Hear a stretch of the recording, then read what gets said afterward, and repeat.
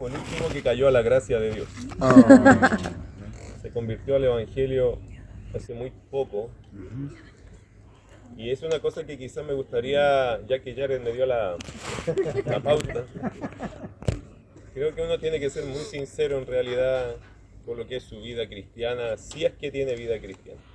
Nosotros en casa nunca hemos fomentado esto de que, levantó la mano, es creyente. Esa cuestión para nosotros lo he enseñado en la iglesia y lo he enseñado en diferentes lugares, y siempre que tengo la oportunidad yo digo, no se confíen de que alguien levantó la mano y recibió a Cristo. Eso no funciona así. En la Biblia eso no... Nunca en la Biblia se ve eso. En la Biblia se ven vidas transformadas, convicciones profundas, gente que de verdad renunció a sus pecados y se entregó a Cristo. Allí está el cambio. Por eso muchos padres que hoy día les hemos tenido que aconsejar y a veces ser un poquito duro en decir, hermano, si su hijo recibió a Cristo a los 4 años, pero no hay ningún cambio en realidad, pero es que él recibió a Jesús a los 5, 7, pero ¿cuál es el cambio? ¿Ve cambios en él? ¿Se arrepiente cuando peca? ¿De verdad busca a Dios? ¿Está leyendo su Biblia? ¿Él habla de Jesús con otros? Y si todas las respuestas son no, ¿cuál es el cambio? No hay transformación, hermano. Pasó una información por él. En algún momento le pareció bueno porque recibir a Jesús nunca es malo. Pero no lo entendió, no lo interiorizó, no fue algo real. Fue un momento de emoción o quizás circunstancias varias. Pero es que Cristo no entra y sale. Cristo entra y cambia. Y no sale nunca más de ahí. Por eso con nuestro hijo fue una oración de años. Porque lo bueno de él es que él, si no le gusta algo, te lo va a decir nomás. Y hemos trabajado con eso. Pero lo lindo ha sido que en los años hemos podido afinar el evangelismo a través de nuestros propios hijos. Solo reconociendo qué cosa, no lo que nos gustaría, a nosotros nos gustaría que todos fueran salvos. Pero hay que saber de verdad si lo son o no lo son. Y hablando de auténticos en Cristo, para ser auténtico en Cristo la decisión tiene que ser auténtica también. Es que esto no funciona con simple religiosidad, porque la religión es como un bañado, es como las cosas que se bañan en oro, ¿no? En el tiempo se gastan y ya no brillan. ¿Por qué? Porque se gastó lo que había, que era superficial. Entonces, que agradezco al Señor porque hemos orado por la salvación de nuestros hijos. Y Martín fue el último que cayó en la gracia, porque él luchaba con el Señor. Y por eso creo que él quiere ser también muy honesto en su vida, sin querer sacar mucho de lo que él es, para no caer más allá de lo que tengo que decir. Para que después no me diga, papá, pero ya, déjala ahí.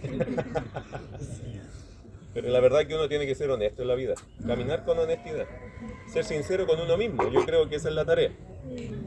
Y autoconfrontación es un tema que todo creyente debería pasar por ahí. Estuve una semana en un seminario de autoconfrontación y tiene que ver con una forma de aconsejar a las personas. La neutesis, ¿cierto? Tiene que ver con eso, con mirarse a sí mismo y no mirar a los demás. Olvídate de los demás. ¿Qué pasa contigo? Y allí, a través de la Biblia, darte cuenta dónde está tu corazón. Hoy día vamos a tocar una historia que Jesús, yo le llamé a este estudio una historia necesaria. Porque cuando hay mucha arrogancia en el corazón de la gente, Jesús se vio en la necesidad de contar una historia. Porque vio a personas allí que tenían una actitud muy arrogante respecto de sí mismos. Entonces, está el riesgo de que nosotros podamos ser también personas, y de hecho los que sirven al Señor, hay muchos que sirviendo al Señor se convirtieron, aún sirviendo al Señor. Ahí recién entendieron el Evangelio, entendieron su condición pecaminosa y se arrepintieron en el proceso de servir. Una vez estaba conversando con un misionero de Palabra de Vida, que era bien famoso dentro de su círculo de Palabra de Vida. Entonces me invitó a su casa, conversamos y él me decía, ¿sabes qué? Yo soy misionero y todo lo que tú me digas, y gracias a Dios por eso, pero yo creo que yo me convertí un día escuchando a Adrián Rogers. Escuché un sermón de él y se quebrantó mi corazón, dice, yo ahí entendí, y ya era misionero de Palabra de Vida. Y por razón de ese sermón que él escuchó, él hizo una obra, creó una obra. el juez, no me acuerdo cuánto era la idea, pero era la idea de un juez, ¿cierto? Que se le daban todos los argumentos. ¿Juicio al Cordero? ¿No? No sé, claro, creo que era eso. Pero una de las obras de Palabra de Vida bien conocida se formó gracias a la conversión. Él me dice, yo había aceptado al Señor, pero ahí yo creo que entendí. Porque no tengan temor de repente admitir que a veces en el ministerio, como estamos aquí escuchando esto, se nos hace como sentido de lo que estoy viviendo. Y antes fue una decisión, sí, pero no la había entendido. Porque la salvación, chicos, es un proceso, no es solamente un momento, es un proceso en el cual Dios te lleva y cada pieza se va poniendo en su lugar hasta que se pone la última pieza y uno dice, oye, esto era. Y como que ahí se te hace la luz de lo que es el Evangelio. ¿Y cómo sabemos eso? Porque de ahí comienzan los cambios reales en las personas, reales y permanentes. Y vas creciendo y vas amando al Señor y tu vida es distinta, ya no te da lo mismo lo que antes sí te daba lo mismo. Algo pasó, claro, entró Cristo. Y cuando Cristo entra, dice la Biblia que cuando estamos en Cristo, nueva criatura es. Las cosas viejas pasaron. Y he aquí, idú, una palabra en griego que me encanta, he aquí, mira lo que va a pasar, todo es nuevo. Comienzan cosas nuevas en nosotros, aún siendo viejos creyentes, en el sentido de que somos de iglesia y todo lo que usted quiera, llevamos de campamento, hemos estado 20 años, pero todo es nuevo. Comienzan a nacer cosas nuevas en nosotros, porque vienen de Dios. Bueno, gracias Jared por esa oportunidad de recordar solo eso, porque me sirve mucho para lo que vamos a hablar hoy día. Lucas capítulo 18, si ustedes me pueden acompañar allá. Versículo 9 al 14, hablando de esta historia necesaria, Jesús se ve en la necesidad, nuestro amado Señor Jesús se ve en la necesidad de contar esta historia. Una historia que la tuvo que contar por la provocación quizás que ejerció un grupito que andaba allí queriendo escuchar también un poco lo que es las parábolas, las enseñanzas de Cristo. Mira lo que dice Lucas 18, 9 al 14. A unos que confiaban en sí mismos como justos y menospreciaban a los otros, dijo también esta parábola. 2 hombres subieron al templo a orar. Uno era fariseo y el otro publicano. El fariseo, puesto en pie, oraba consigo mismo de esta manera. Dios, te doy gracias porque no soy como los otros hombres, ladrones, injustos, adúlteros, ni aun como este publicano. Ayuno 2 veces a la semana, doy diezmo de todo lo que gano. Mas el publicano, estando lejos, no quería ni aun alzar los ojos al cielo, sino que se golpeaba el pecho diciendo, Dios, sé propicio a mí, pecador. Os digo que éste descendió a su casa justificado antes que el otro, porque cualquiera que se enaltece será humillado, y el que se humilla será enaltecido. La presentación de este grupo es bastante clara, ¿cierto? ¿Cómo es? Versículo 9, a unos que confiaban en sí mismos como justos y menospreciaban a los otros. Qué linda presentación, ¿cierto? Fue fácil para Jesús identificar a este grupo dentro del grupo. Ahora, ¿cómo lo identificó? ¿Cómo te identifica a personas así si no es por esa arrogancia que como que brota de los poros de las personas? Tú no podrías identificar esto de una forma solo una mirada superficial, sino por el comportamiento de las personas.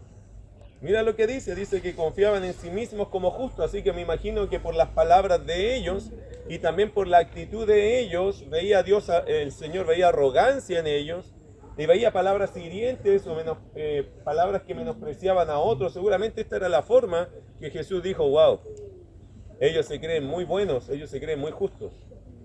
Y claro, palabras y actitudes son las cosas que te dicen a ti quién es quién. ¿Cómo han sido tus palabras y tus actitudes con otros? ¿Has dado gracias? ¿Has sido humilde? ¿Has sido, no sé, agradecido, sencillo? ¿O la gente cree por tus palabras y por tus actos que tú eres orgulloso, vanaglorioso, arrogante? Yo no sé si uno hiciera una encuesta de verdad, si uno hiciera una encuesta y la pregunta fuera, ¿qué opinas de mí? ¿Cuál sería el resultado de la encuesta acá? Podríamos hacer una encuesta, ¿cierto? Podrías tú darte el trabajo. ¿Qué opinas de mí? ¿Qué piensas tú de mí? ¿Qué te he demostrado yo? Probablemente nadie quiere hacer esa encuesta. Es muy peligrosa. Porque sería un resultado que después tendríamos que trabajar con él, ¿cierto? Y capaz que quedemos ofendidos con el hermano, pero ¿cómo te pensó esto de mí? Hermano, usted es mal pensado. No, lo que pasa es que la gente evalúa lo que hablo y lo que hago. Y eso, todos tenemos el derecho de hacer, y todos hacemos eso. ¿No le ha pasado que a veces, oye, el hermano que humilde?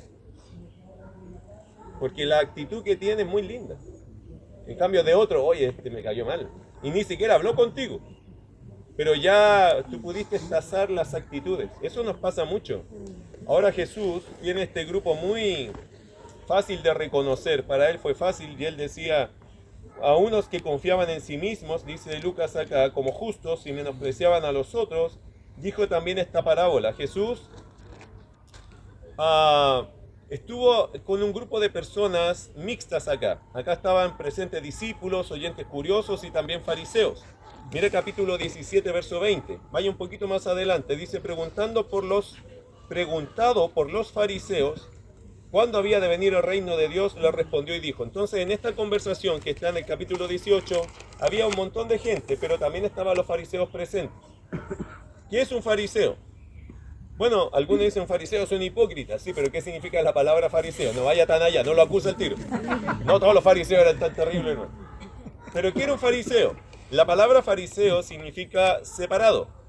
¿Separado de qué? Separado se supone del mundo, del pecado.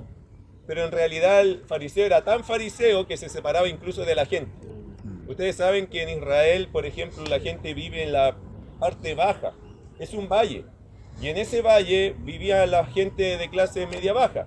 La clase típica, nosotros. Viviríamos todos allí, en esa disposición, ¿cierto? Ahora, los fariseos no vivían ahí. Vivían en la parte alta. En la parte baja pegaba todo el sol.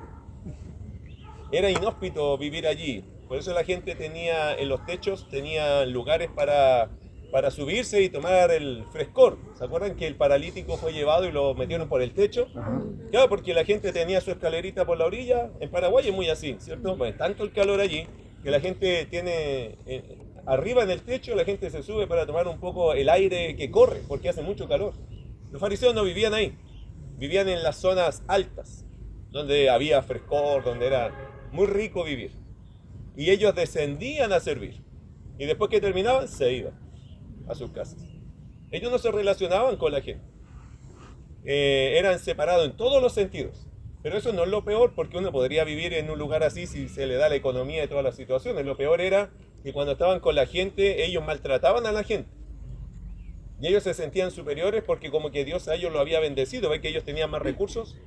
Entonces, como tenían más recursos, el judío siempre tiene esta idea en la mente. El que tiene más es porque Dios lo ama más. Y el que tiene menos es porque Dios lo ama menos. Por eso cuando veían a pobres, ¿se acuerdan de la historia de Lucas? Cuando Lucas también relata esta historia de Lázaro y el rico. Los judíos tenían esta mentalidad. El Lázaro va a ir al infierno. ¿Por qué? Porque Dios lo maldijo. Desde que estaba aquí en esta tierra fue maldito. Entonces, ¿qué le toca como destino final? El infierno, porque Dios nunca lo amó. Así pensaba un judío. ¿Y el rico dónde va a ir? Al cielo, porque Dios lo amó, porque Dios lo amó desde siempre. Por eso le dio riqueza. El judío así pensaba. Jesús cambia la historia, invierte la situación y ellos no entendían nada. Decía, ¿cómo un pobre se puede ir al cielo? Imagínate. Ese era su pensar. Los fariseos eran de esa idea. Tenían una ideología bastante fuerte en ese aspecto, de menospreciar a las personas. Como ellos eran separados, ellos decían, nosotros somos santos y ustedes son los pecadores. Así que por favor ni te acerquen mucho a mí. ¿Se acuerdan que criticaban a Jesús por eso?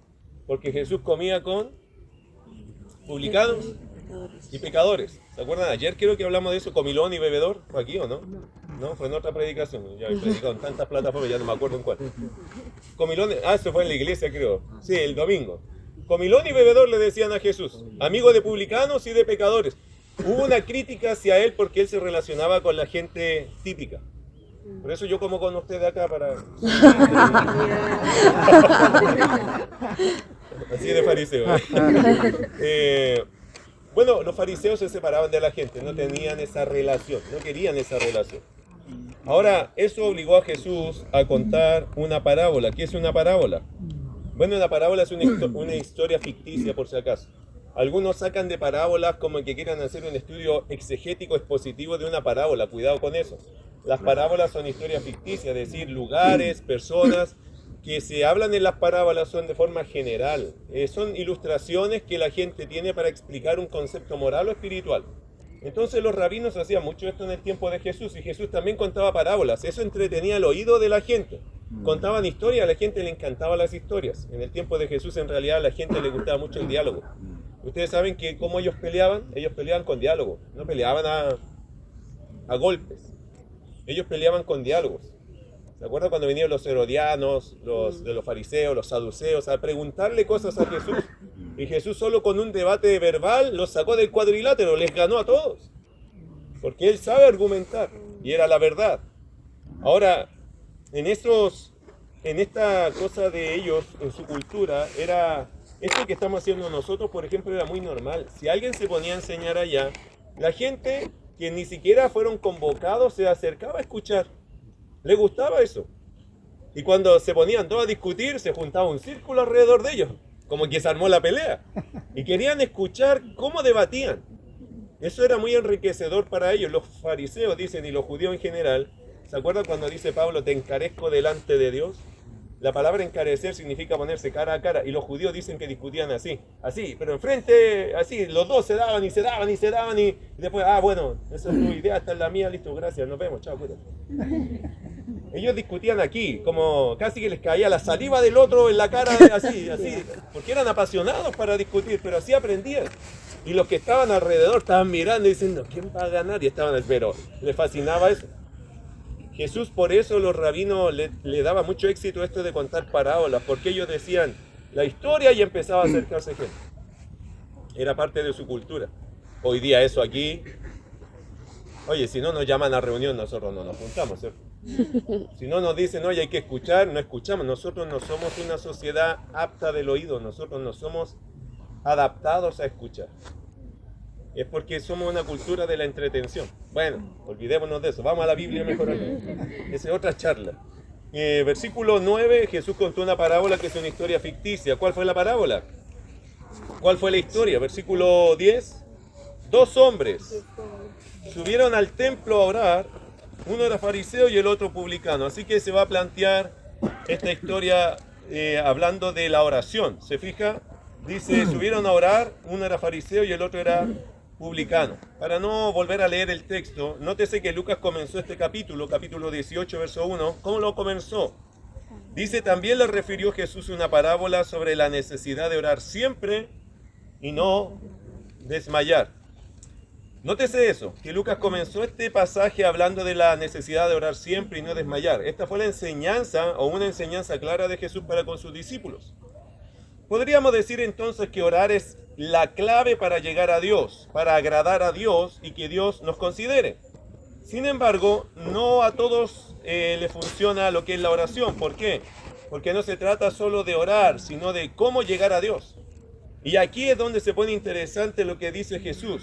Porque Jesús después dice que hay un grupo que es arrogante, que confiaban en sí mismo, y aquí les cuento una parábola y relaciona la oración con esta parábola.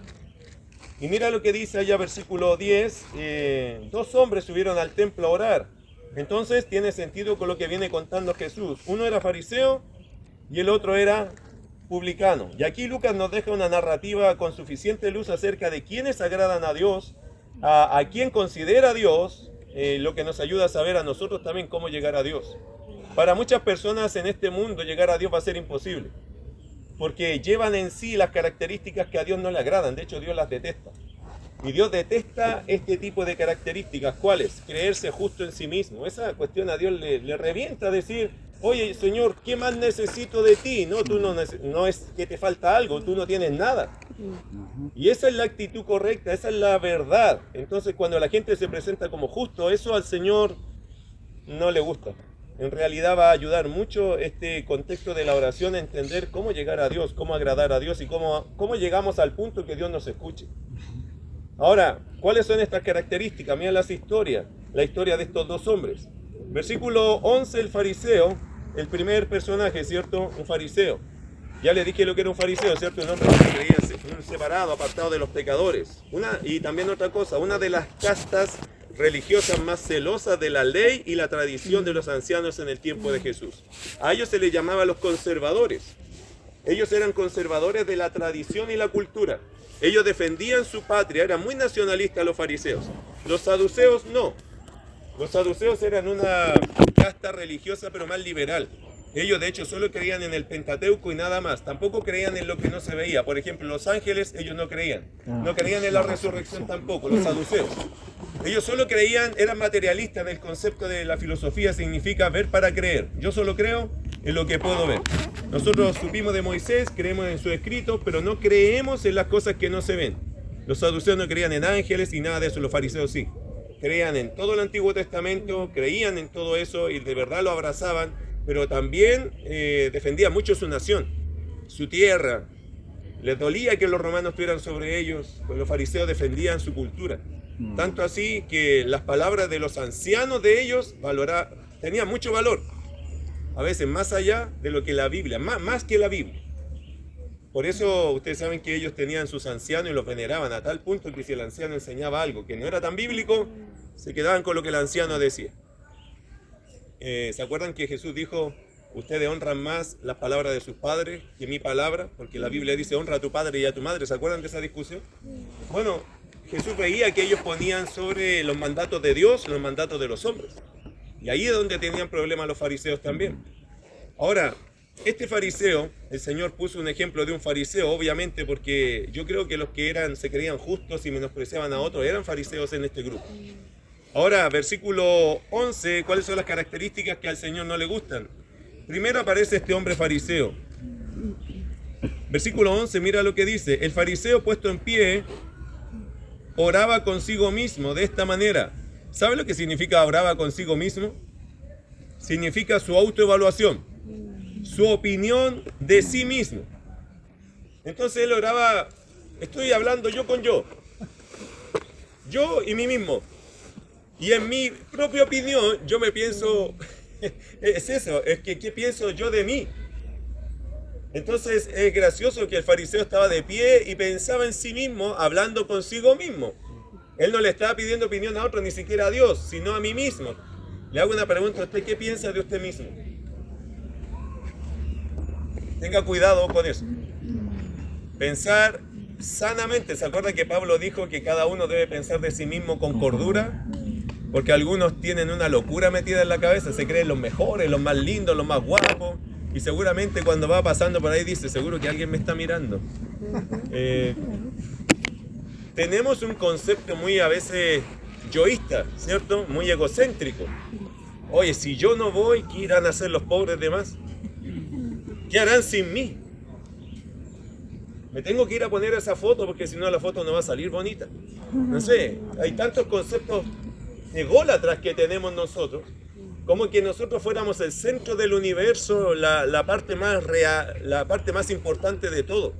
Y este fariseo, mira, curiosamente, este hombre que era religioso, muy religioso, dice que oraba consigo mismo y mira cómo él pensaba de sí en el fondo. ¿Cómo pensaba? ¿Qué dice? Dios, te doy gracias, de verdad, Señor, yo te doy gracias. Porque no soy como los otros hombres. ¿Y cómo son los otros hombres? Ladrones, injustos, adúlteros. Interesante cómo él veía a las demás personas. Señor, yo te doy gracias porque yo no soy como todos estos. Estos son ladrones. Lo empezó a juzgar a todos. Y mira qué cosa graciosa. Entró justo el publicano, muy humilde. Y tampoco soy como este. Y el otro ni lo había conocido. Lo agarró de una y le pegó el cachetazo en el juicio sin saber quién era. ¿Qué sabía él cómo era ese publicano? Pero, hermano, en su opinión él era tan alto. Es que tiene que ser un pecador, pues si es publicano. Un juicio hacia las personas impresionante. Tenía una habilidad para tirarle flechazos a todo el mundo y todos eran menos que él. Qué impresionante forma de ver su vida. Todos eran menos que él, todos eran más pecadores. Increíble la forma que él aborda este tema. De hecho, el publicano recién entrando al templo lo juzgó de una. Versículo 11 adúlteros, ni aun como este publicano. En su opinión, todos los demás eran unos pecadores, hasta el publicano, quien también estaba en el templo, porque el publicano también estaba en el templo, en vez de decir que bueno, que gente se acerque al Señor. Aún este pecador por último, pero no. Yo soy mejor que todos ellos. Mira qué más. ¿Por qué llegaba él a pensar que era mejor que todos los demás? Porque él hizo un juicio hacia los hombres. Este fariseo asumía que aquel publicano también era un gran pecador. Este hombre estaba tan seguro de sus obras, que sus obras eran tan justas, que eso lo perjudicaba en su autoevaluación. Mira versículo 12. Esto es lo malo de ser bueno, o esto es lo malo de hacer buenas cosas. Hay un peligro en hacer bien todo. ¿Cuál es el peligro de hacer bien todo? Creerme bueno. Hay un peligro, hermano, en que nunca me equivoco, en creer que yo soy perfecto, en creer que yo no soy un pecador o tan pecador. Mira versículo, es que es muy interesante esta historia, versículo 12. Él puso ahí la cartera de cosas que hace. Mira, ayuno 2 veces a la semana, doy diezmos de todo lo que gano. Ahora, con esas 2 evidencias, seguramente todas las demás que él cumplía, pero mira, ayunar 2 veces a la semana ya era sobresaliente. En general, todas las personas ayunaban y ayunaban muchas veces, pero 2 veces a la semana ya era una cosa considerable. Ayunar, hermano, 2 veces a la semana. Ahora, ¿cuántos de acá ayunan? Gracias. Una persona ayuna. ¿Ayunar cuántos días? Ahora, si tú ayunas 2 días seguidos, porque en general el ayuno no es ayuno intermitente de noche a día, ¿ok? Esos son los que hacen para dieta y esas cosas. El ayuno que hacían ellos era de 1, 2, hasta 3 días. Imagínate ayunar 1, 2 días, 2 veces a la semana. Entonces, si él ayunaba 2 veces a la semana, probablemente el 4 días no comía, los otros 3 sí, buscando a Dios. Se supone que es el ejercicio del ayuno. Y dice que daba diezmo de todo. ¿Se acuerda que los fariseos dicen que hasta pesaban el eneldo y el comino? ¿Se acuerda? Unas hierbas así, las ponían en pesa para dar el diezmo hasta de eso. Entonces, ¿era un hombre que velaba por hacer las cosas bien? Sí. ¿Cuál es el problema de hacer cosas buenas? Creer que lo hago porque yo soy bueno. Y ahí está el grave error de ti y de mí. Ahí está el gran peligro que enfrentamos, que yo por hacer las cosas bien, me creo con autoridad para juzgar a los demás que son malos. O por el hecho de yo hacer las cosas bien, creo en el fondo que yo soy bueno. Y me olvido que las cosas buenas que yo he hecho son gracias a Dios. Que es Él el que ha puesto en mí bondad. Porque el ser humano, el pastor Francisco lo dijo bien el otro día, como está escrito, no hay justo ni a un uno, no hay quien entienda, no hay quien busque a Dios. Romanos 3:23, por cuanto todos pecaron y están destituidos de la gloria de Dios. Ninguno de nosotros alcanza ese nivel de agradar a Dios por sí mismo. Y si algo bueno hacemos, es porque Dios lo hace en nosotros, ¿o no?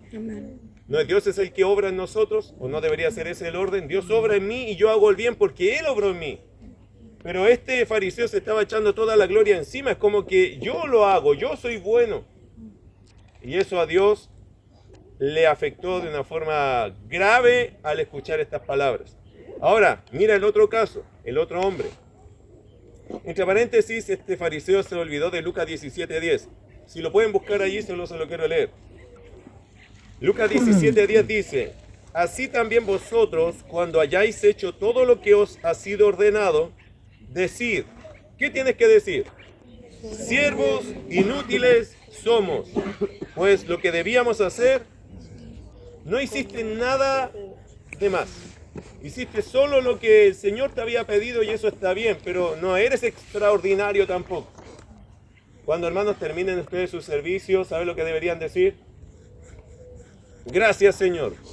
Siervos inútiles somos, porque no hicimos más de lo que tenemos que hacer. Esto es nuestro trabajo. Gracias, Señor, por usarnos, por ayudarnos a hacer lo que pudimos hacer. Hicimos algo extraordinario, hicimos lo que tú nos pediste. Y si eso es extraordinario, gloria a ti, no a mí, porque somos siervos inútiles. ¿Se nota el concepto que el Señor tiene? Él quiere que nosotros tengamos cuidado con este corazón que se torna muy orgulloso muy rápido. Entonces, creo que al fariseo se le olvidó que él era un siervo inútil. Bueno, ahora mira el otro extremo, la otra cara de la moneda. El hombre que recibió un palo de entrada allí sin tener culpa de nada todavía. Verso 13. Mas el publicano, estando lejos, no quería ni aún alzar los ojos al cielo, sino que se golpeaba el pecho diciendo: Dios, sé propicio a mí, pecador.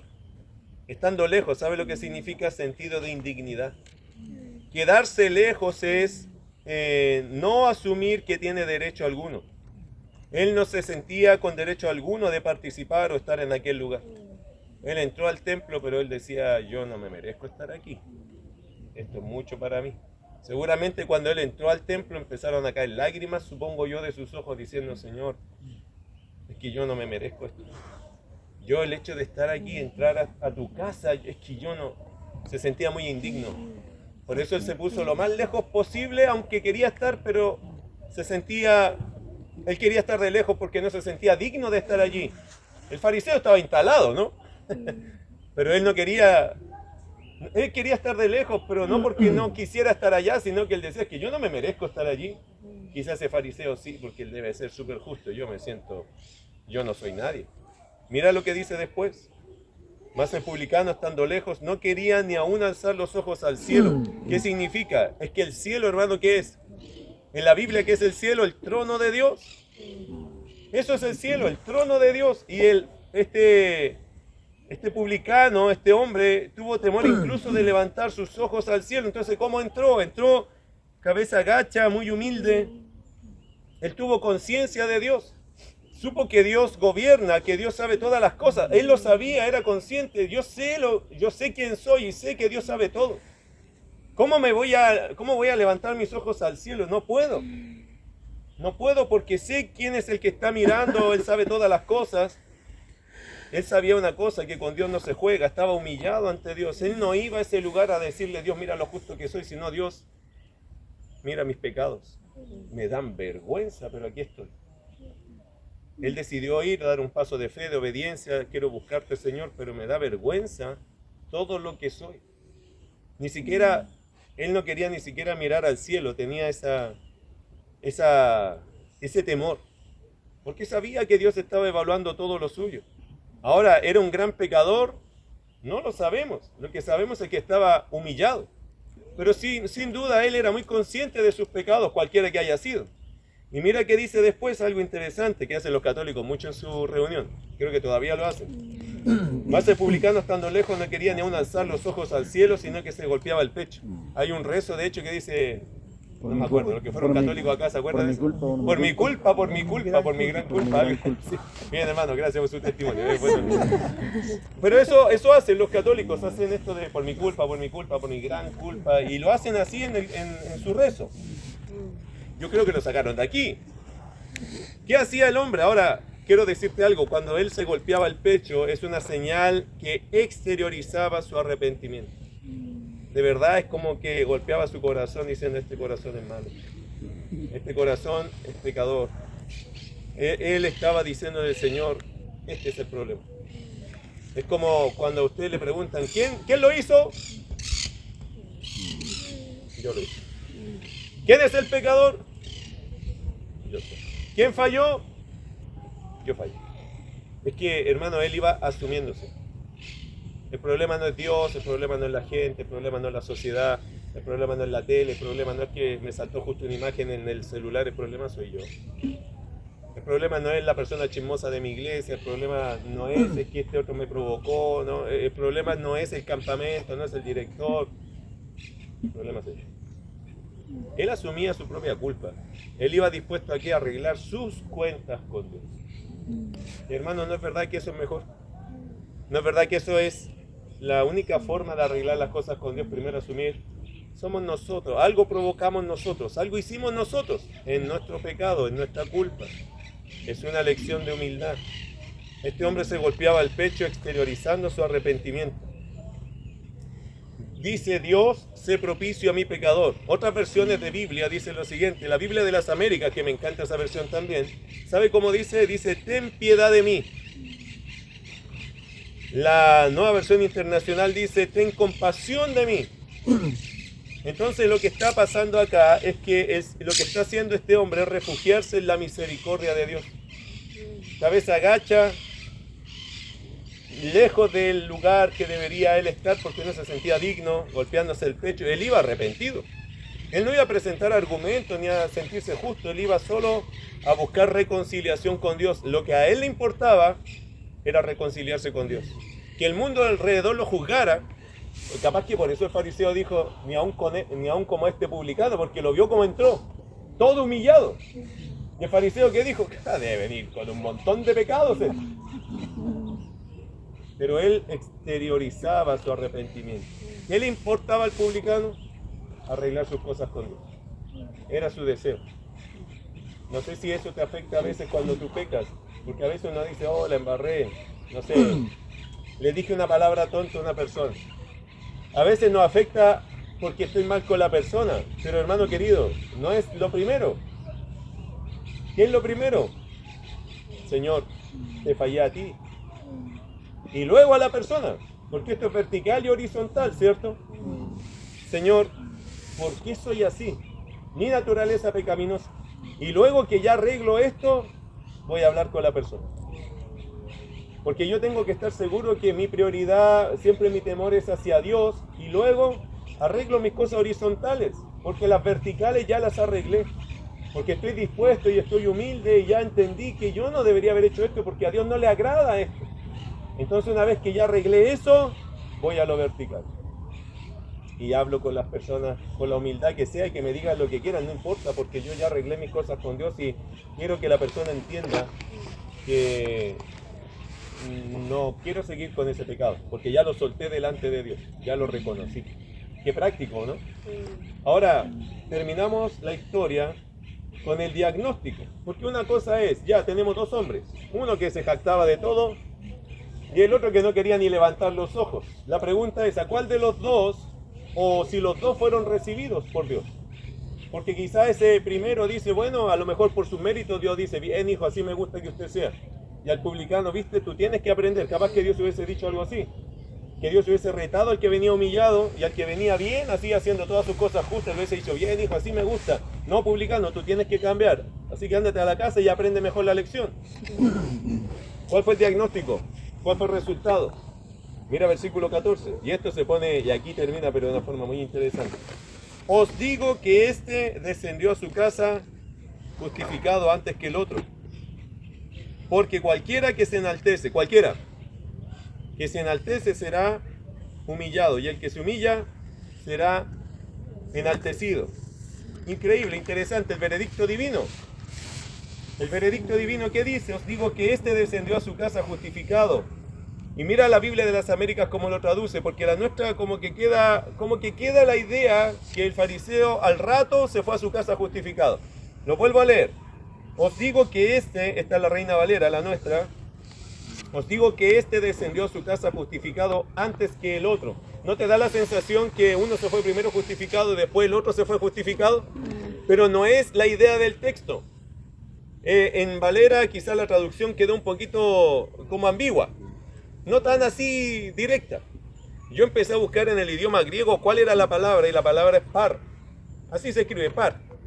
Pero ¿qué significa? Tiene varios sentidos esa palabra. Y en la Biblia de las Américas la interpretaron o la tradujeron de esta forma. Os digo que este descendió a su casa justificado, pero aquel no. Eso es más radical. Y todo lo demás del texto es igual, solo que hay una palabra allí que es pará en realidad, pero la cortaron, le hicieron una contracción en par. Y es interesante que esta traducción, yo creo que es más precisa en el hecho de que no nos deja lugar a dudas, como lo tradujo la Biblia de las Américas. Dice así otra vez, dice, os digo que este descendió a su casa justificado, pero aquel no. Porque la verdad la palabra par es como una comparación, en lugar de. Entonces, Francisco La Cueva lo tradujo de esta forma, más que el otro. Este fue justificado más que el otro. ¿Por qué? Porque la palabra da como varias formas de traducirlo. Y yo creo que la palabra o la idea podría traducirse en lugar de aquel. Porque la palabra en lugar de tiene que ver con par.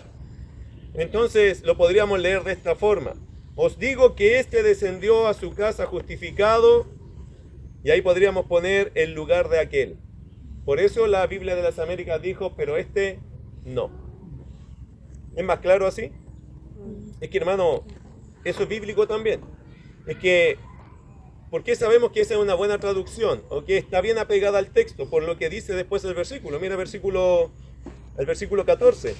¿Qué dice?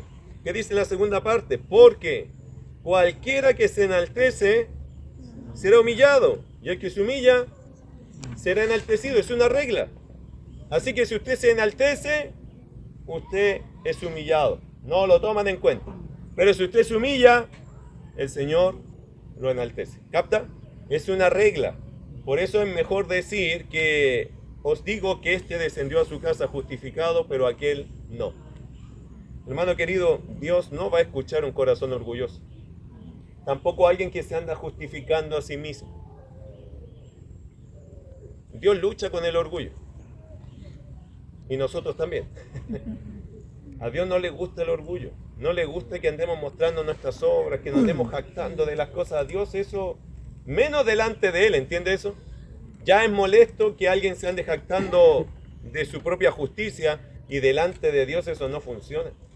Delante de Dios, ¿qué quiere Dios? Es que, hermano, delante de Dios, ¿qué somos nosotros?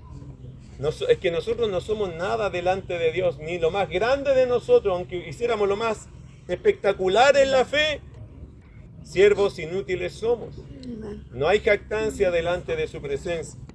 Podríamos decir incluso como lo dijo alguna vez el rey David. El rey David dijo más de alguna vez, Señor, yo me he guardado, yo he sido justo. Pero el rey David no le está como encarándole a Dios su justicia, le está diciendo, ¿qué cosa? Que Señor, yo he logrado hacer así por obviamente la relación que tengo contigo. Hermano querido, nadie de nosotros es bueno en sí mismo. Si algo bueno hay en nosotros, es porque Cristo está en nosotros. Y si tú crees que eres bueno por ti mismo, entonces te hace falta conocer a Cristo. Porque todas las cosas buenas vienen de Dios para nosotros. Alguien lo escribió de esta forma: todo lo bueno en mí viene de Dios, y todo lo malo viene de mí. Y esa es la verdad. Todo lo malo viene de mí, y todo lo bueno que tú veas viene de Dios. Creo que esa es la forma en que nosotros deberíamos reconocer nuestra vida. Así que quienes se justifican a sí mismos a través de su buen actuar, lo único que hacen es sacar a Dios de medio de sus vidas, y no darle la oportunidad a Dios que trabaje en nosotros. No podemos ser buenos creyentes si creemos que esta bondad proviene de nuestras buenas obras y no de Dios quien las provoca. Porque somos, se lo sabe Efesios 2:10, porque somos hechura suya, creados en Cristo Jesús para buenas obras, las cuales Dios preparó de antemano para que anduviésemos en ellas. Somos hechura suya.